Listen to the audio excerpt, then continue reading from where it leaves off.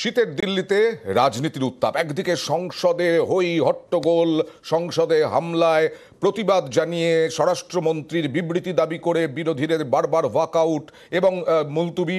অন্যদিকে মমতা বন্দ্যোপাধ্যায় হাজির, ইতিমধ্যেই তিনি বৈঠকে বসেছেন সাংসদদের নিয়ে। শীতের রাজধানী রাজনীতিতে সরগরম, সাংসদদের নিয়ে তিনি স্ট্র্যাটেজি বৈঠক করছেন।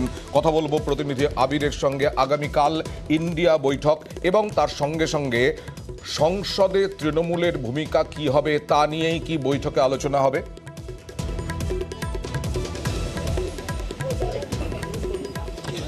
প্রথম বিষয় হচ্ছে যে বৈঠকের আলোচনার ক্ষেত্রে যেগুলো গুরুত্ব পাবে তার মধ্যে অবশ্যই থাকছে হচ্ছে যে সংসদে তৃণমূল কংগ্রেসের সাংসদদের ভূমিকা ঠিক কি থাকতে চলেছে।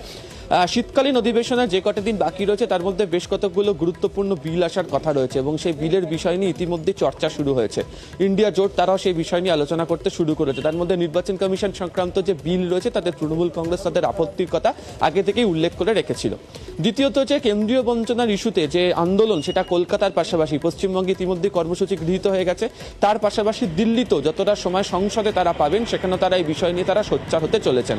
এবং অবশ্যই বিজেপি বিরোধিতাতে যারা সামিল হয়েছেন তৃণমূল কংগ্রেসের সঙ্গে যে সমস্ত রাজনৈতিক দলগুলো রয়েছেন তাদের ভূমিকা অত্যন্ত গুরুত্বপূর্ণ থাকবে। শুধুমাত্র দিল্লি সাংসদ যারা রয়েছেন তারা শুধুমাত্র অধিবেশনে যোগ দিলেন চলে গেলেন এমনটা নয়, রাজ্যে ফিরেও তারা তাদের নিজের কেন্দ্রগুলোতে কিভাবে কোন প্রচারের ইস্যু নিয়ে তাদেরকে সরব হতে হবে সেই সংক্রান্ত গাইডলাইন ওই বৈঠক থেকে দেবেন মমতা বন্দ্যোপাধ্যায়। যে বৈঠক সবে মাত্র শুরু হয়েছে হচ্ছে আর আগামীকাল বিরোধীদের ইন্ডিয়ার বৈঠক। এই বৈঠকের আগে দেখা যাচ্ছে ডেরেক ও ব্রায়ানের সাসপেনশন প্রত্যাহারের আর্জি জানিয়ে চেয়ারম্যানকে চিঠি দিচ্ছেন মল্লিকার্জুন খাড়গে। কংগ্রেস কি কোথাও একটু নরম মনোভাব নিতে পারে বা নরম অবস্থানে থাকতে পারে?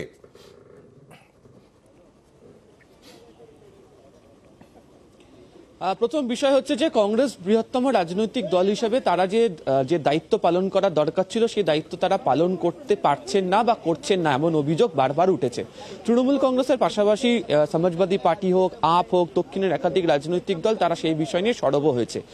যদি দেখতে পাওয়া যায় যে 5 রাজ্যের নির্বাচনগুলোতে তাতে রাজস্থান, মধ্যপ্রদেশ, ছত্তিশগড়ের দিকে সবাই তাকিয়েছিল, সেখানে কংগ্রেসের কার্যত ভরাডুবি হয়েছে।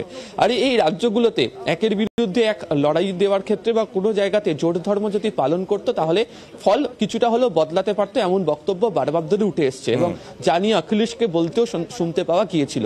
এই অবস্থাতে দাঁড়িয়ে যেটা দেখতে পাওয়া যাচ্ছে যে কংগ্রেসও মনে করছে তারা এই 3 রাজ্যে যদি ভালো ফল করে আসন পাওয়ার ক্ষেত্রে, সমঝোতার ক্ষেত্রে যে দর কষাকষির জায়গায় যেতে পারতো সেই দর কষাকষির জায়গাতে তারা এই মুহূর্তে দাঁড়িয়ে নেই। ফলে সেক্ষেত্রে দাঁড়িয়ে বৃহত্তম দল হিসেবে তারা দায়িত্ব পালন করতে প্রস্তুত, তারা যে পাশে রয়েছে সেই মনোভাব তারা বুঝিয়ে দিতে চাইছেন, যেটা মহুয়া মৈত্র এপিসোডেও দেখতে পাওয়া গিয়েছিল। এবং আজকে যেভাবে রাজ্যসভার চেয়ারম্যানকে চিঠি দিলেন মল্লিকার্জুন খাড়গে এবং ইন্ডিয়া বৈঠকের আগে তিনি সেই চিঠি, সেদিক থেকে এটা অত্যন্ত গুরুত্বপূর্ণ বলেই মনে করছে রাজনৈতিক মহল। অত্যন্ত গুরুত্বপূর্ণ বলেই মনে করছে রাজনৈতিক মহল। আর আরেক দিকে পরশুদিন এই দিল্লি সফরের মধ্যে প্রধানমন্ত্রীর সময় পেয়েছেন মমতা বন্দ্যোপাধ্যায়। প্রধানমন্ত্রীর সঙ্গে বৈঠক, মোদি মমতা বৈঠক এবং বকেয়া আদায় নিয়ে তিনি দরবার করবেন প্রধানমন্ত্রীর কাছে।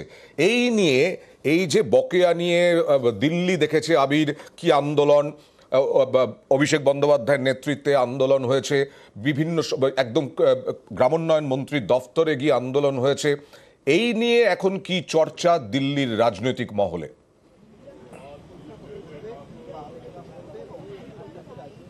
রাজনৈতিক বিশ্লেষকদের মতে বিজেপি, বিশেষ করে বঙ্গ বিজেপি অবস্থাতে শাঁখের করাতের অবস্থাতে রয়েছে। তৃণমূল কংগ্রেসের কেন্দ্রীয় বঞ্চনার ইস্যুকে হাতিয়ার করে যেভাবে লাগাতার আন্দোলন চালিয়ে যাচ্ছে তাতে দুর্নীতি ইস্যু নিয়ে বিজেপি সরব হলেও অন্তত ভোট বাক্সে তার প্রভাব সেভাবে পড়তে দেখতে পাওয়া যায়নি।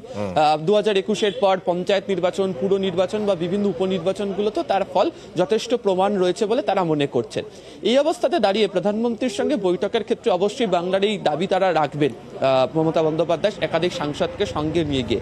তারপর যদি কেন্দ্র বকেয়া অর্থ ছাড়ে তাহলে তৃণমূল কংগ্রেস রাজনৈতিকভাবে মনে করছেন তারা লাভবান হবেন, তার কারণ তাদের ধারাবাহিক আন্দোলনের জেরেই যে কেন্দ্রকে সিদ্ধান্ত থেকে সরে আসতে হলো তারা যে টাকা দিলেন সেটা বলার জায়গা রয়েছে।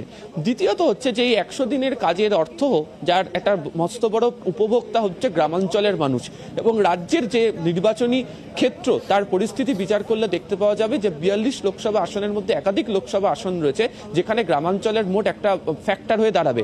সেক্ষেত্রে গ্রামের মানুষকে কাজ করিয়েও কেন্দ্র টাকা দিচ্ছি না, এই ইস্যুতে তৃণমূল কংগ্রেসের যে প্রচার সেই প্রচারের ঝাঁক লোকসভা আসবো আবির তোমার কাছে, তবে তার আগে সুকান্ত মজুমদার কি কটাক্ষ করলেন দেখুন।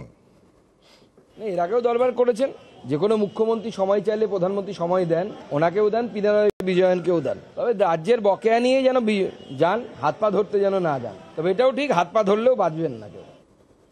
জয়প্রকাশ মজুমদার তৃণমূল কংগ্রেস মুখপাত্র আমার সঙ্গে আছেন। আপনি শুনলেন পুরোটা, রীতিমতো কটাক্ষ করলেন যে খুশি যান, প্রধানমন্ত্রী দেখা করেন, কিন্তু হাত পা ধরবেন না, হাত পা ধরলে বাঁচবেন না।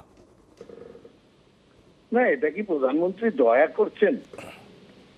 প্রধানমন্ত্রী ভোটে জিতে প্রধানমন্ত্রী হয়েছেন, মমতা বন্দ্যোপাধ্যায় ভোটে জিতে মুখ্যমন্ত্রী হয়েছেন, সেটা বহুদলীয় গণতন্ত্রের রীতি, ভারতের সংবিধানের রীতি মেনে। সুকান্ত মজুমদার এসব কি জানেন না? এবং সেখানে ফেডারেল সিস্টেমে একটা রাজ্যকে তার যথাযথ পাওনা দেওয়ার দায়িত্ব হচ্ছে কেন্দ্রের, এবং মমতা বন্দ্যোপাধ্যায় কোনো ভিক্ষা চাইতে যাননি, বাংলার পাওনা চাইতে গেছেন, বাংলার গরিব মানুষের স্বার্থে, বাংলার 10.5 কোটি লোকের স্বার্থে।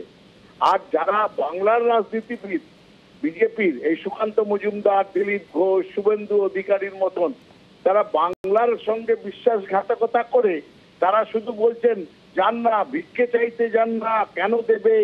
মানে বাংলার যেটা দাবি, বাংলার যেটা অধিকার, বাংলার যেটা বকেয়া, সেটা এদের অধিকার, তারা সেটা চান না। বাংলার বঞ্চনাটাকেই তারা সাপোর্ট করেন, বাংলা বঞ্চিত হোক সেটাই চান, আর হাততালি দেন, কারণ সেই বঞ্চনা করছে মোদি, আর মোদি হচ্ছে তাদের দলের নেতা। বাংলা চুলোয় যাক, এইরকম নেতা হচ্ছেন এই বিজেপির নেতারা, বাংলার স্বার্থকে বিঘ্নিত করে, বাংলার সঙ্গে বিশ্বাসঘাতকতা করে এরা বাংলায় রাজনীতি করবে? বাংলার মানুষের মনে এটাই প্রশ্ন। ধন্যবাদ।